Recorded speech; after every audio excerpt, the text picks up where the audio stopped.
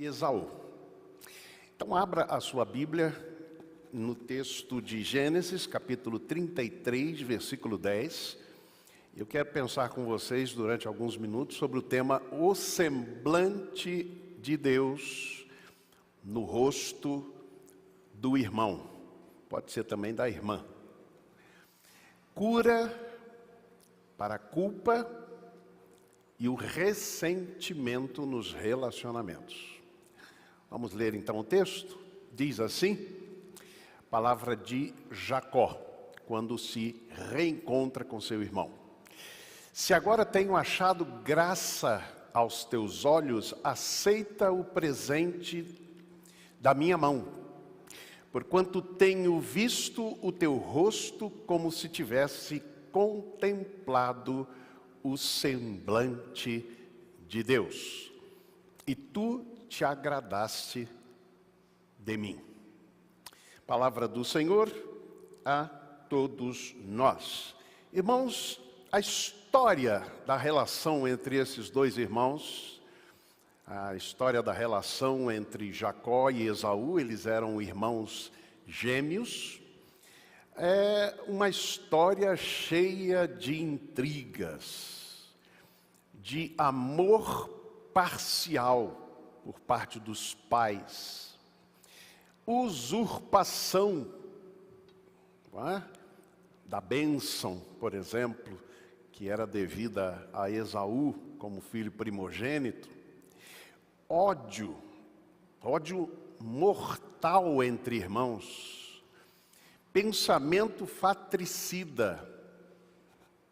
Vem chegando os dias da morte do meu pai, e eu então matarei o meu irmão Jacó. A expressão de Esaú. Culpa, naturalmente no coração do próprio Jacó. E a gente vai ver ligeiramente como tudo que, digamos, representa a história dele, trouxe ao seu coração culpa, que ele carregou aí por 20 anos carregando culpa no coração. E ressentimento, da parte, obviamente, do Esaú. Deixa eu lembrar só alguns detalhes aqui da história desses dois irmãos. Primeiro, capítulo 25 de Gênesis, versículo 22, diz que esses dois meninos, esses gêmeos, eles foram resposta de oração de Isaque, que orou pela sua esposa que era estéril. Alguém se lembra por quantos anos orou Isaque por sua esposa que era estéril?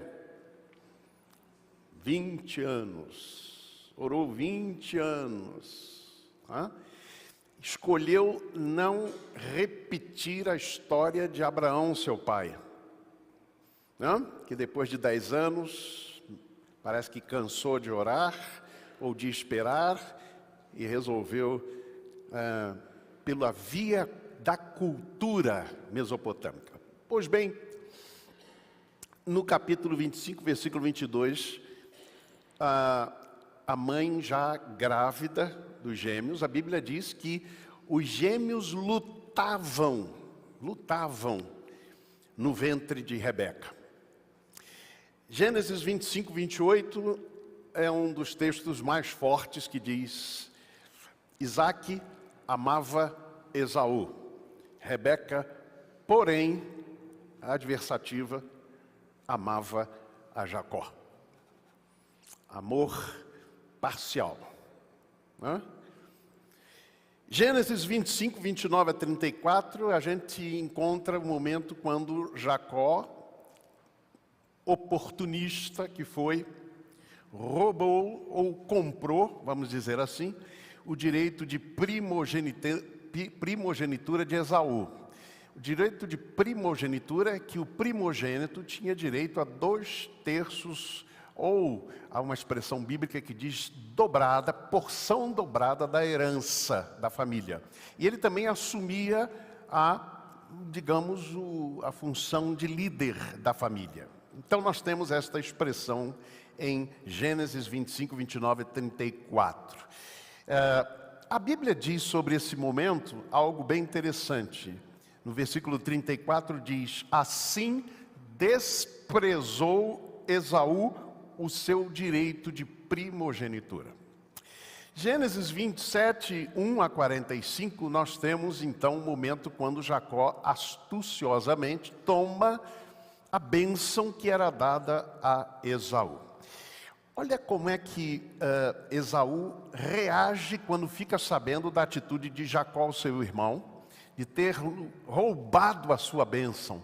Naquela época, havia algumas convicções sobre a bênção, não é? A bênção dada, uma vez pronunciada, ela não voltava atrás. A maldição também. Então havia uma ideia de que há poder na palavra, depois que ela sai da boca, ela alcança o seu objetivo. Tanto que a ideia era que se alguém amaldiçoasse outro, o outro se abaixando, a maldição passaria de largo. Então era se desviar da maldição. Pois bem, a bênção também tinha esse sentido. Uma vez dada, não podia voltar atrás. E assim a Bíblia diz, olha, Esaú como reage. Não é sem razão que se chama ele Jacó, pois já 2 vezes me enganou, tirou-me o direito de primogenitura e agora usurpa a bênção que era minha. E levantando a voz, Esaú chorou. Então nós temos essa expressão tão forte. E o versículo 41 diz: passou Esaú a odiar Jacó por causa da bênção com que seu pai o tinha abençoado. E disse consigo: vem próximos os dias de luto por meu pai, e então matarei a Jacó, meu irmão. É muito interessante porque quando Esaú planeja a morte do seu irmão Jacó, assim que seu pai viesse a falecer, a mãe, Rebeca, logo providencia que ele fuja. Fuja. Vai para a casa do meu irmão Labão, tio, portanto, de Jacó. Vai para lá porque o teu irmão está com raiva de você, está com ódio. E ela parecia crer na ideia de que o tempo cura tudo. Olha o que ela disse para ele: fica lá até que se desvie a ira de teu irmão. E ele, o que diz aí?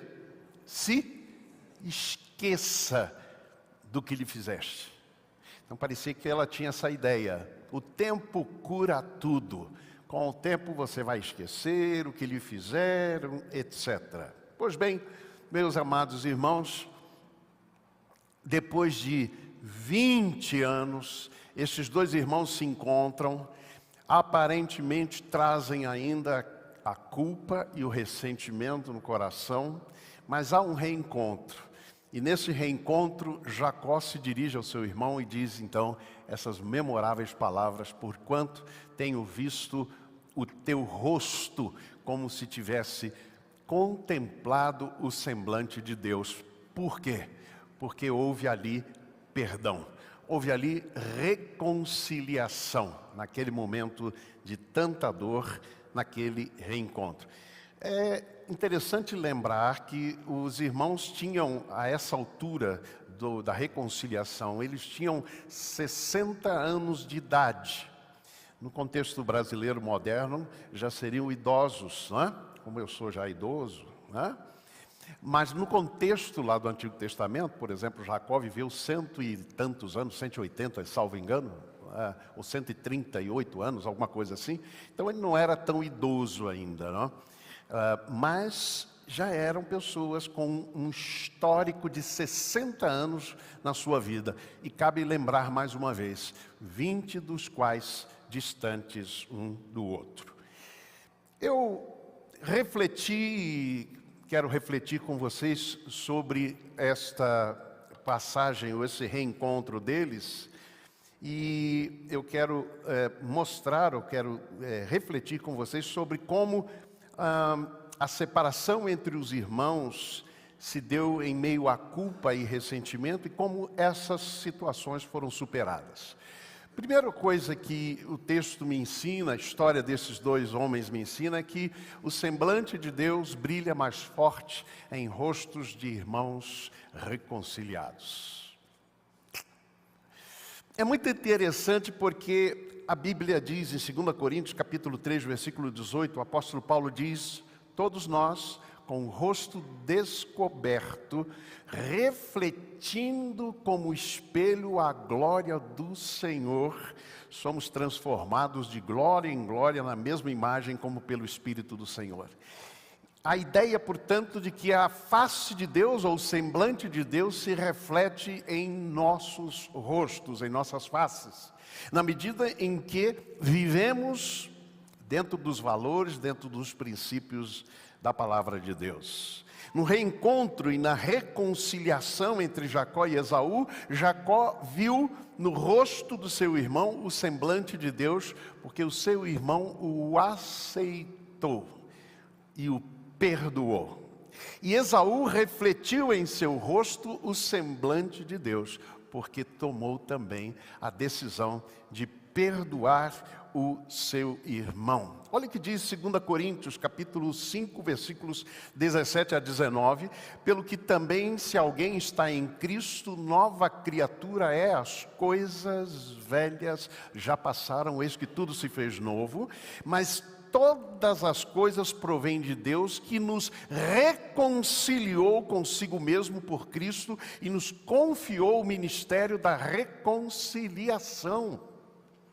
Nos confiou o ministério da reconciliação, pois que Deus estava em Cristo reconciliando consigo mesmo o mundo e nos encarregou da palavra de reconciliação.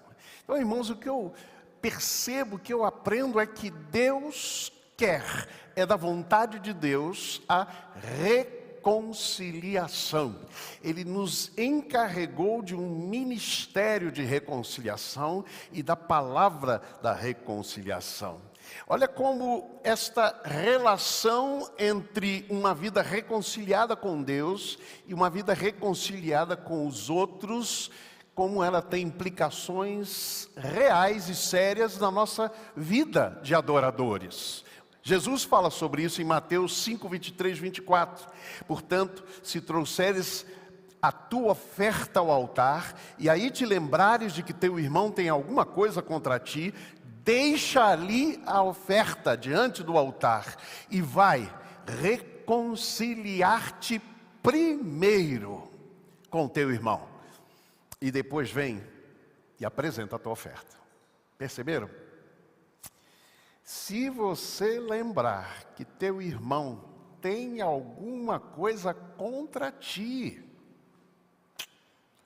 não é só lembrar que você tem alguma coisa contra ele. Se teu irmão tem alguma coisa contra ti, vai a ele e reconcilia-te primeiro, porque culto precisa ser uma relação sadia entre a haste vertical para Deus e a arte horizontal com os outros. A cruz nos ensina isso.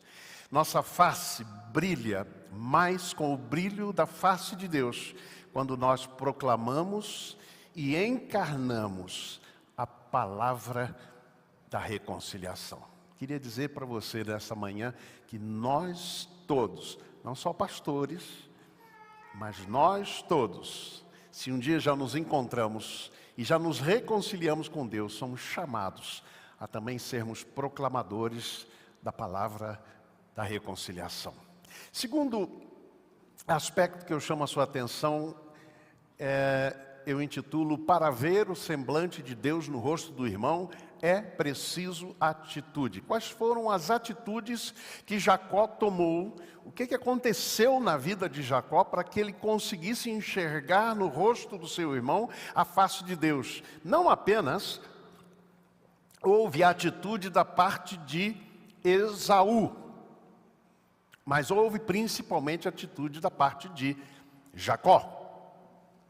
Vamos lembrar que Jacó carregava aqui 20 anos de culpa. Ele provou um pouquinho Não é? A palavra Jacó, o nome Jacó significa suplantador. Ele provou um pouquinho, né, dessa coisa de tentar tapear o outro e se dar bem em cima do outro, lá com Labão, seu sogro. Que depois ele vai resumir dizendo, poxa, Labão mudou o meu salário 10 vezes. 10 vezes mudou meu salário, diminuindo. E aí ele vai explicando toda a amargura e ressentimento. Mas algumas coisas aconteceram na vida de Jacó. E a primeira que eu ressalto para vocês é que quando ele está retornando, 20 anos depois, retornando à casa do seu pai, e ele vai ter então a experiência da reconciliação com seu irmão, o primeiro fato que me chamou a atenção é que em Gênesis 32, 1 a 2, ele diz, ou a Bíblia diz, que anjos de Deus saíram para se encontrar com Jacó em Manaim. Deus mandou a Jacó, quando ele estava na casa de Labão, volta para a casa do teu pai, e eu vou te fazer bem. Ele trazia no coração toda a culpa pelo que ele fez com seu irmão Esaú. Opa, não quebra o vaso não. E agora, a Bíblia diz que Deus envia anjos, mensageiros seus, para encontrar com ele ali naquele lugar chamado Manaim. Ele teve um primeiro encontro, portanto, com esses mensageiros de Deus, com esses anjos, que na Bíblia podem ser tanto seres sobrenaturais, como também pessoas usadas por Deus como mensageiros. Não é à toa que Hebreus vai dizer que alguns hospedaram anjos sem o saberem, sem conseguir identificar que eram anjos, porque na nossa visão coletiva, o anjo tem que ter aquelas duas asinhas, tem que ter aquela auréola na cabeça, etc. Não é? Sem saberem, hospedaram anjos. Estes dois anjos, ou estes anjos, porque há uma tradução que dá a ideia de que foram dois, mas enfim, estes anjos se encontraram com Jacó, eu não tenho a menor dúvida, para começarem a ministrar no seu coração para o reencontro com Esaú. Às vezes Deus manda pessoas para começarem a nos despertar para a necessidade da reconciliação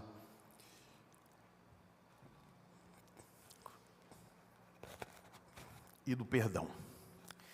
Segundo aspecto, irmãos, é que em Gênesis 32, versículos 22, 32, Jacó se encontra com Deus face a face, lá no Val de Jaboque.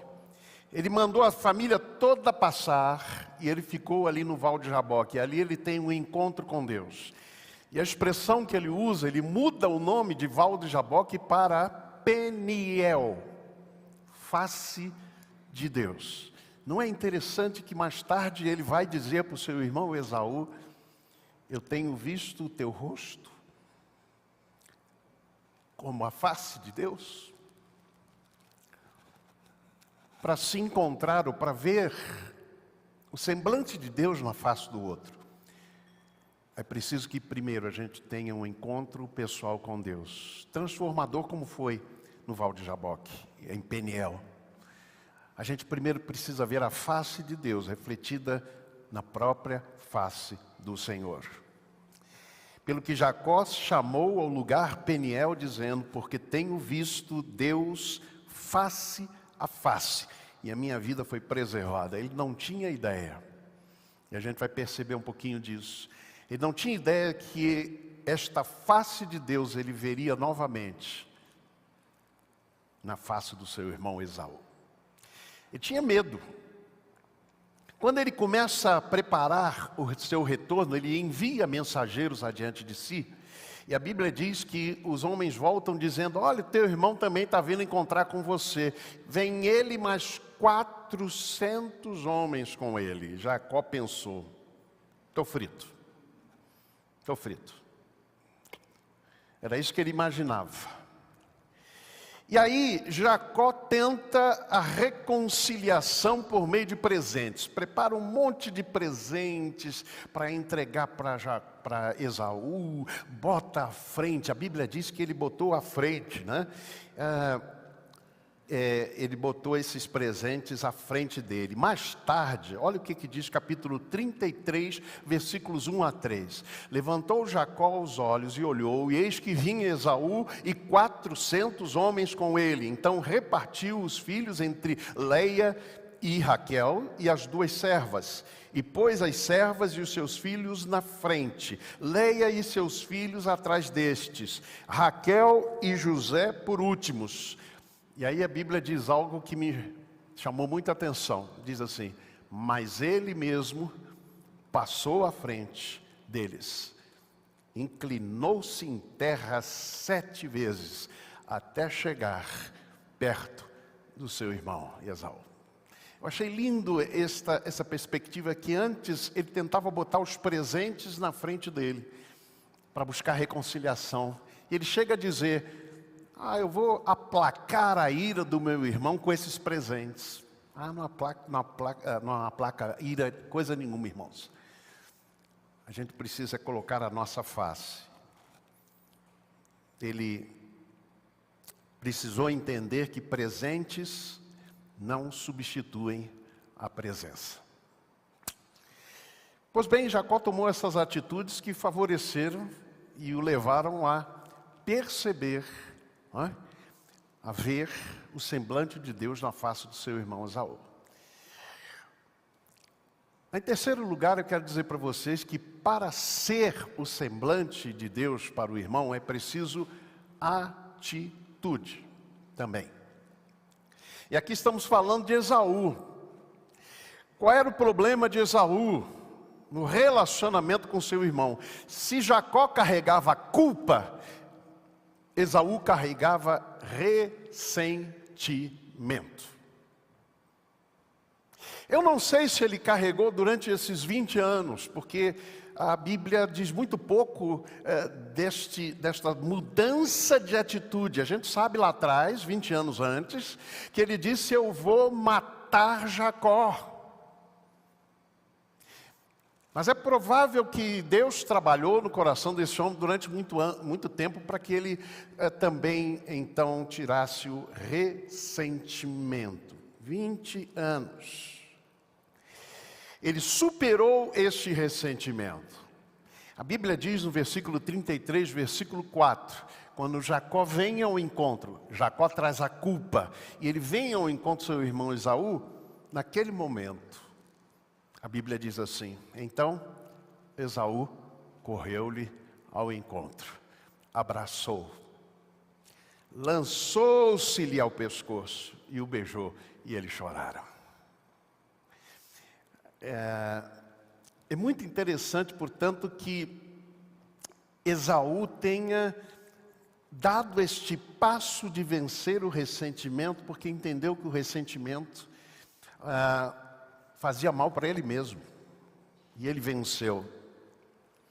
Quando seu irmão diz para ele, por exemplo, verso 33, versículo 8, ele pergunta assim: meu irmão, que queres dizer com todo este bando que tenho encontrado? Ou seja, os presentes que foram levados. E ele disse: para achar graça aos olhos do meu Senhor. E Esaú diz para ele assim: tenho bastante, meu irmão, seja teu o que tens. O perdão de Esaú a Jacó não foi comprado. Não foi comprado. Não tem dinheiro envolvido nisso, não tem algum ganho envolvido nisso, a não ser a libertação do ressentimento e de tudo que aconteceu na história deles. Jacó então diz ao seu irmão: aceita, peço-te o meu presente que eu te trouxe, porque Deus tem sido bondoso para comigo e porque tenho de tudo. Insistiu, e ele então finalmente o aceitou, mas o presente veio depois da reconciliação, veio depois da presença de Jacó e da reconciliação entre os dois. E aí Esaú diz algo muito lindo. Ele diz assim no verso 12: então Esaú disse: ponhamo-nos a caminho e vamos, eu irei adiante de ti. Eu vou na frente, eu tomo a iniciativa. Talvez aqui ele estivesse revelando que lá atrás ele já tinha tomado essa dianteira de dizer: eu vou perdoar meu irmão. Perdão e reconciliação acontecem na história desses dois homens. O quarto aspecto que eu trago para você nesta manhã sobre esta história é que a cura da culpa e do ressentimento, culpa, Jacó, ressentimento, Esaú. A cura da culpa e do ressentimento não restabelece necessariamente um relacionamento, mas alivia a carga. Que a carga pode ser muito pesada para a gente carregar. 20 anos carregando ou ressentimento, ou culpa, ou até os dois. A cura da culpa e do ressentimento não restabelece necessariamente um relacionamento. O filme que eu passei aqui no início, trechozinho do filme, A Cabana, aquele momento do perdão, diz exatamente isso. Aquele personagem representando Deus diz a Mac, que era o homem que trazia ressentimento, amargura, tristeza por conta da morte de uma filhinha sua, ressentimento inclusive contra Deus. Ele diz: mas e se eu perdoar, vai ficar por isso mesmo? O assassino vai ficar livre? Então aquele personagem que representa Deus diz a ele: o perdão não estabelece um relacionamento, não restabelece um relacionamento. É muito interessante a história desses dois homens, porque Esaú diz a Jacó, depois de reconciliado: vamos, eu vou adiante de ti, vamos lado a lado no caminho. Mas em certo momento, cada um vai para um lado. Olha o verso 16 que diz: assim tornou Esaú aquele dia pelo seu caminho em direção a Seir. Jacó, porém, partiu para Sucote. Eles se separaram.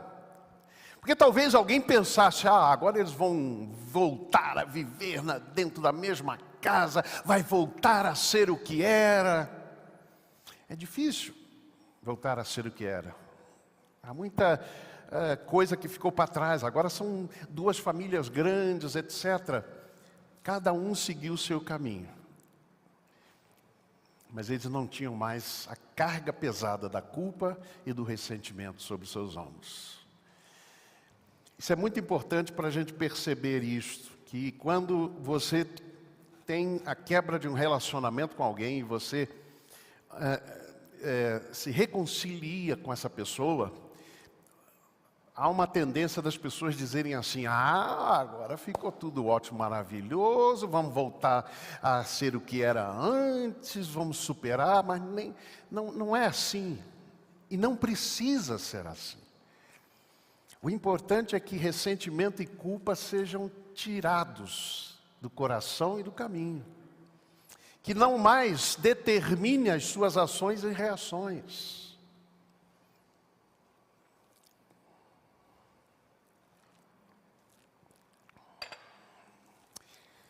Em 2015, eu espero que eu consiga falar até o fim.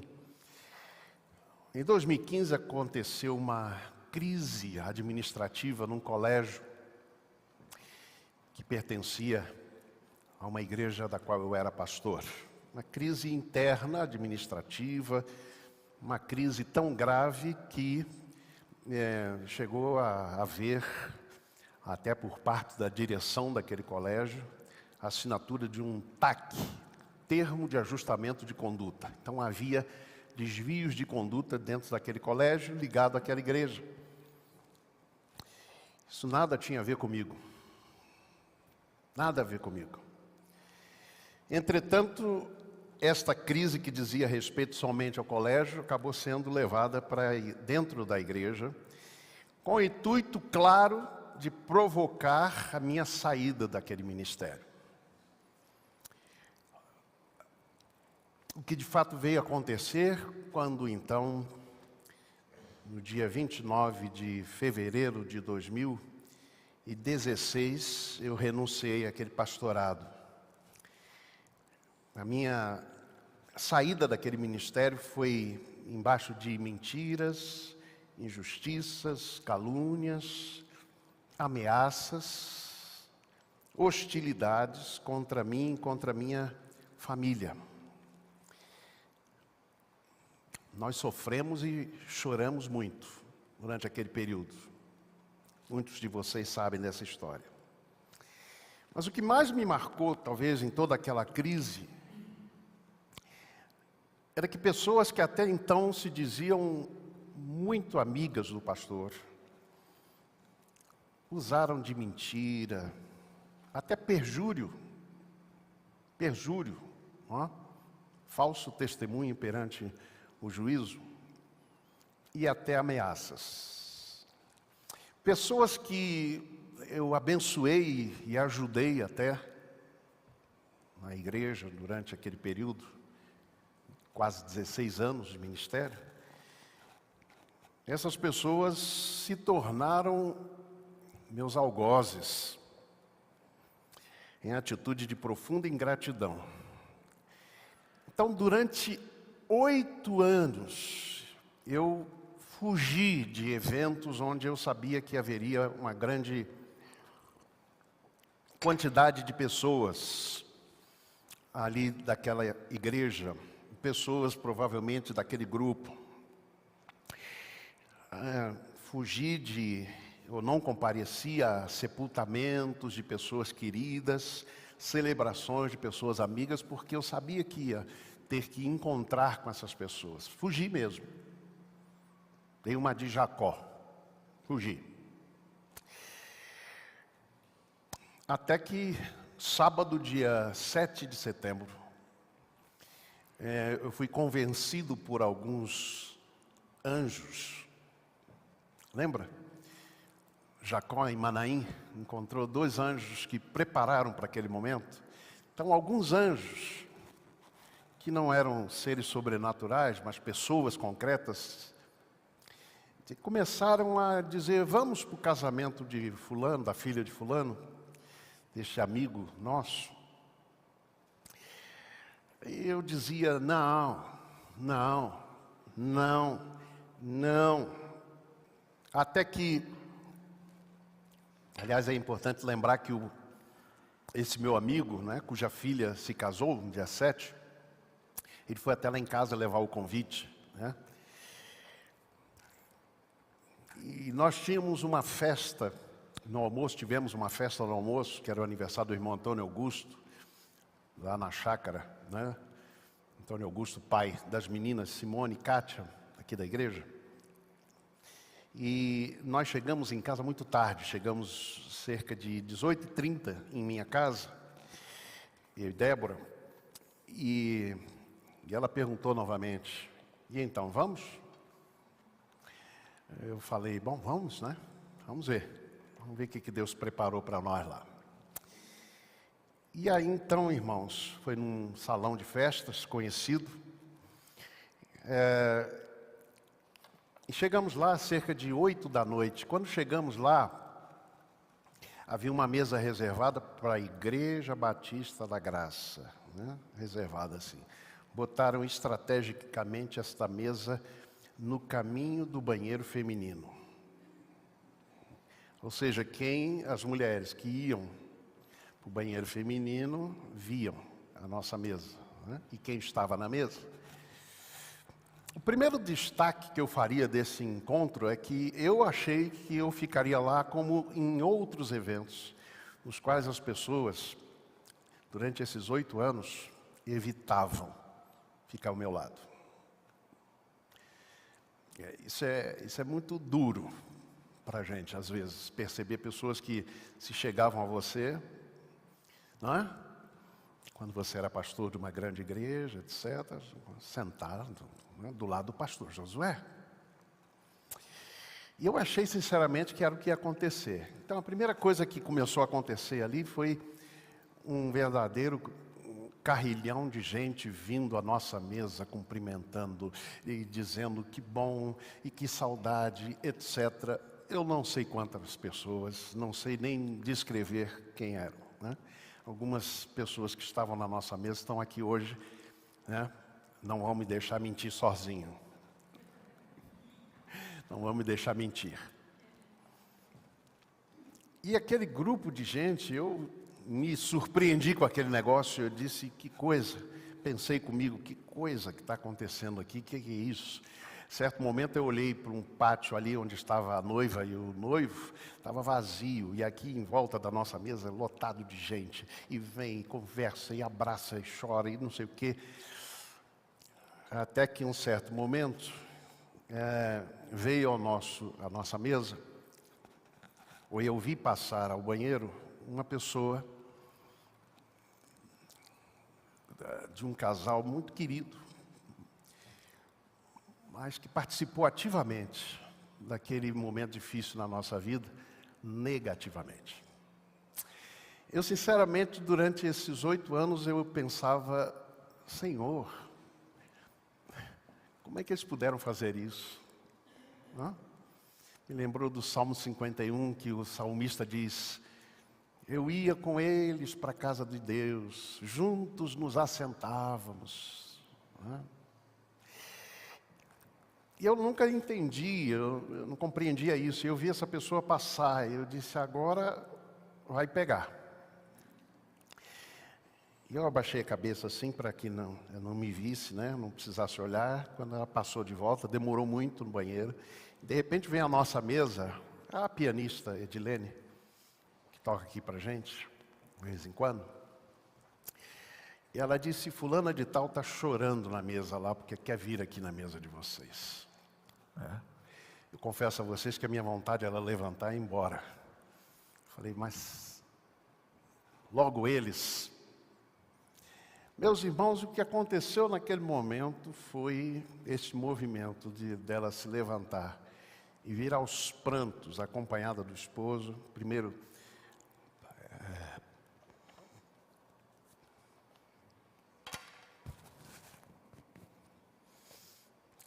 se dirigir a Débora, e eu consegui ouvir o clamor daquela senhora, daquela irmã, dizendo perdão, perdão, perdão, perdão, para Débora.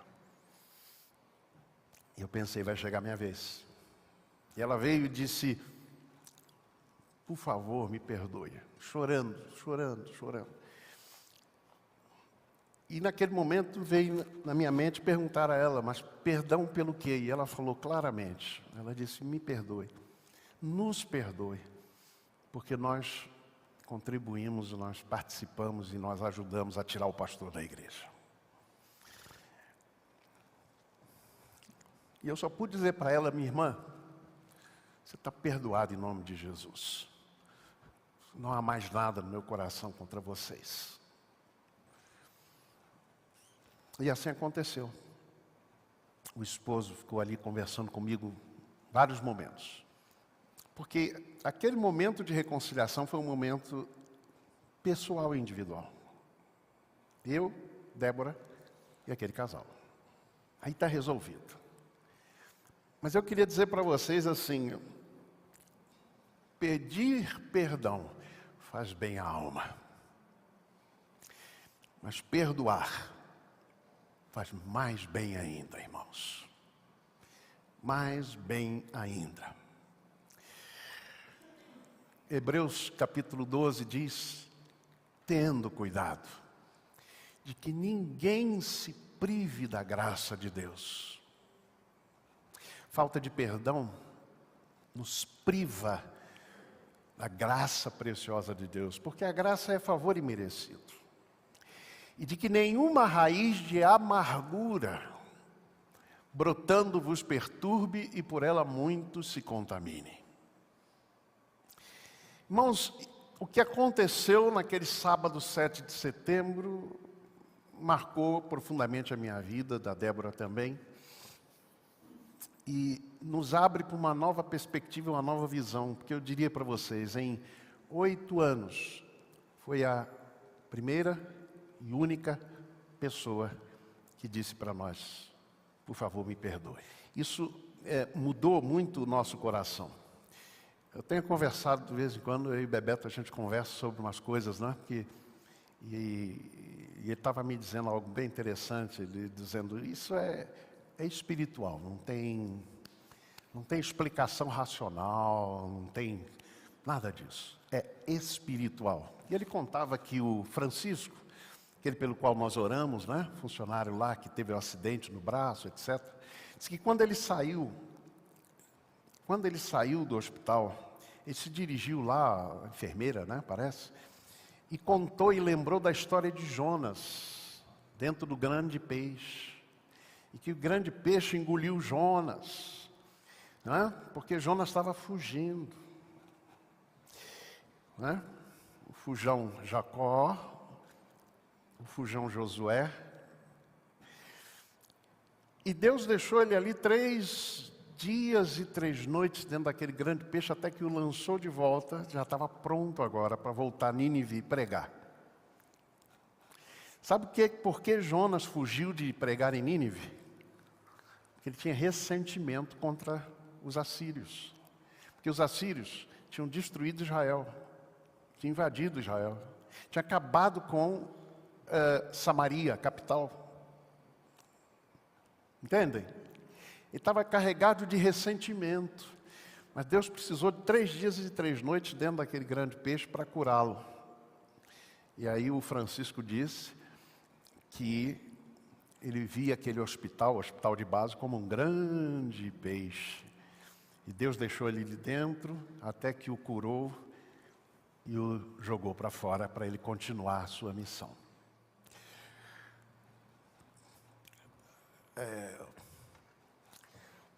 O meu durou 8 anos. 8 anos, eu confesso a vocês, à espera daquele momento. À espera daquele momento que acontecesse quando alguém diria, por favor, me perdoe, nós erramos. Porque é claro que eu reconheço também algumas falhas no meu caminhar. O meu peixe grande, né? Alguns dizem baleia, mas enfim, já está comprovado que a garganta da baleia não passa um ser humano, né? Então, é grande peixe, como a Bíblia diz. Não diz baleia, mas um grande peixe. Então, Deus me deixou 8 anos aí dentro. E eu volto a repetir para vocês. Pedir perdão faz bem à alma. Perdoar faz mais bem ainda. O semblante de Deus brilha mais forte em rostos de irmãos e irmãs reconciliados.